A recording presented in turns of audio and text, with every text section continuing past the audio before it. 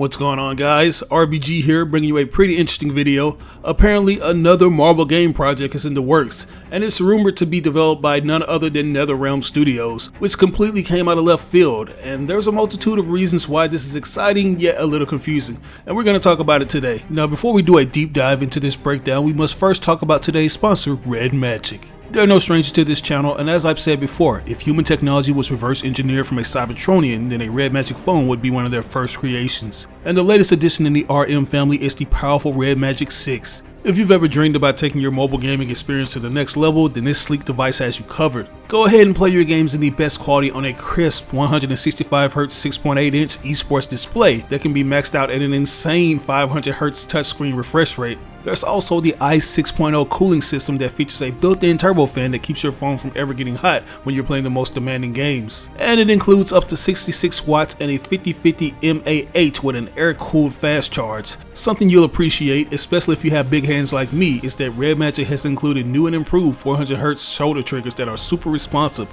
And if you want to play on the highest data connections at peak performance, the Qualcomm Snapdragon 888 has you covered. From the 6th generation of ultra-thin Screen Fingerprint to the 5G Wi-Fi 6E Bluetooth 5.1, the RedMagic 6 is just a beast, and it comes in two beastly colors such as the Eclipse Black and Moon Silver. I can go on and on, this phone is just awesome. So you'll want to jump on this thing now. You can do so by clicking the link that'll be provided in the description of this video. But yeah guys, according to a new rumor from industry insider Daniel Richtman, NetherRealm, best known for developing the Mortal Kombat series, is also developing a Marvel-themed fighting game. As you all know, they're no stranger when it comes to the superhero genre. Mortal Kombat vs. DC Universe was their foray into the superpowered slugfest, and since then they've gone on to create its successor, the Injustice Gods Among Us series. Richtman didn't have any additional details about the story, estimated release dates, or otherwise, except to say that the rumored fighting game was currently in development at the studio for the next-gen consoles. And like clockwork, fans have already begun speculating on what this title will consist of, or if it's an actual thing.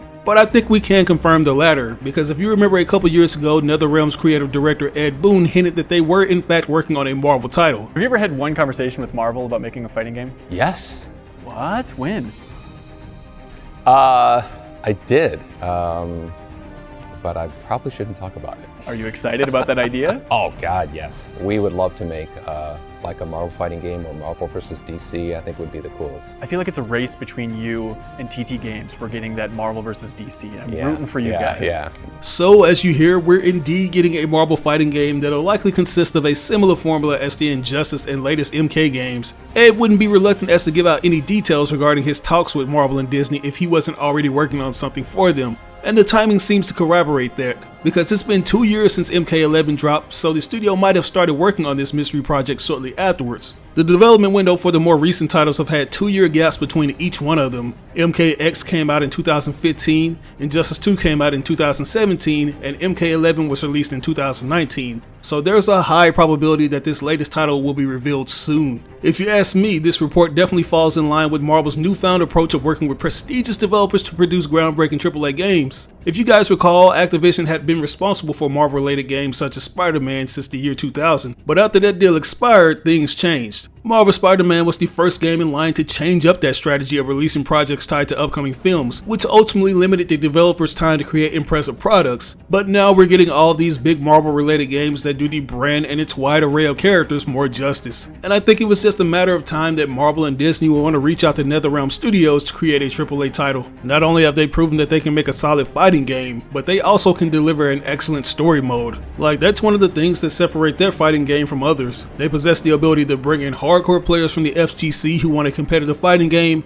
and they know how to bring in more casual players who just want a cinematic story-driven experience via the campaign. A lot of studios have tried to replicate that success, but they haven't even come close. And that's why I'm really excited to see what they do with a Marvel fighting game, because NetherRealm puts a lot in their story mode. Like, I'd even go so far as to say they unnecessarily go above and beyond to create their cinematics. They work with the best voice actors, not to mention they arguably do the best facial captures I've ever seen in the video games. So you just know they're gonna come with it when it comes to production value. Like, this could potentially be the first game they produce for this new generation of consoles, which is a big deal in and of of itself because all of NetherRealm's most recent titles were developed using a heavily modified version of Unreal Engine 3. Like, you just know they're gonna act a fool with this new hardware. They already do a great job representing the DC characters and their respective skill sets, so I can only imagine what they're gonna do with the characters like Spider-Man and Captain America. But with all that said, we gotta talk about the big elephant in the room. And that's the fact that this game is essentially being developed by the same company that owns DC. I know that raised a few eyebrows out there because it seems like it's a fever dream that we could possibly see two opposing brands in the same game. Like, you'd think Warner Brothers would want to keep their competition at a distance from their flagship property, and Marvel usually has companies like Capcom take care of their fighting game titles. So rightfully so, fans are a little excited yet confused on how this could all come about. But I think we're forgetting the fact that this won't be Marvel and Disney's first time collaborating with Warner on a video game. For the past few years, we've seen TT Games work on the Lego, Marvel, and Avengers games,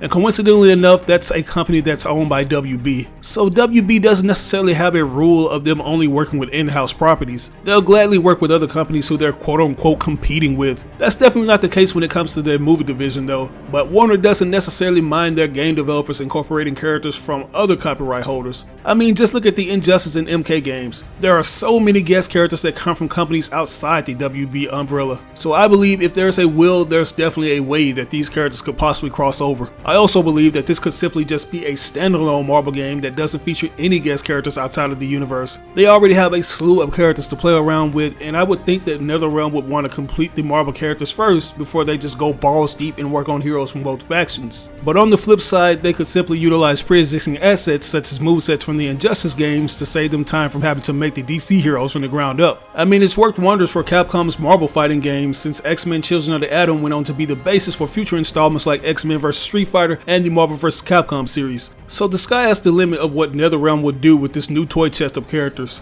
If anything, I hope they bring the same level of detail that they brought to the Injustice games. Like, I hate to draw comparisons because this game already gets a lot of flack, but Marvel's Avengers has unchecked boxes in a lot of areas, particularly with the customization. Fans were hoping to see their characters' outward appearance change when they upgrade their gear, but that's something we did not get. Unlike that game, NetherRealm Studios actually provided that attention to detail with Injustice 2, which is a huge plus. Like, I remember when it was revealed that we were even getting an Avengers game that I had my fingers crossed that we get the same level of customization like the Injustice 2 game had. The gear pieces just didn't change the outward appearance of the DC roster, the movesets also changed. Like, if you wanted Damian Wayne to play like Nightwing, you could do so by obtaining the gear such as his bow staff. So this is the perfect time for NRS to capitalize on that front and make the characters look as cool as possible. I have no doubt that the base costume designs for the characters will look amazing because they already have a good art team behind them and they know what works for each character. They won't have to rely heavily on the MCU for inspiration. It'll be a perfect balance of looks from all of the expanded Marvel lore. And once again, I'm not knocking Marvel's Avengers, but we can get more compelling story with this new game. You just know people are going to be uploading cutscene compilations of the game all over YouTube, and everyone's going to be watching them like a full-length movie. Something that I find a little funny, and let me know if I'm reaching with this, but Ed Boon recently tweeted out something referencing the MCU. Just let that sink in, man. But with that said, I'm going to end this video here because I don't want to go on a tangent. I'm just excited that the talented devs are finally getting a stab at creating an awesome Marvel game. Like, we're finally getting a fighter that steps away from the MVC format, and I can't wait. But what do you guys think? Do you think we could possibly be getting a Marvel vs. DC game? I mean, the two worlds have crossed in the comics before. Let me know in the comments below. As always, I ask you like or dislike the video. It doesn't have to be a thumbs up, it can be a thumbs down. Any feedback is good feedback and will only help me improve on future videos. But if you really enjoyed this video, it would help me out tremendously if you shared it with all your friends and followers on social media. Sharing really makes a difference. But once again, this is your boy RBG signing out on another video. I'll catch you guys later. Peace out.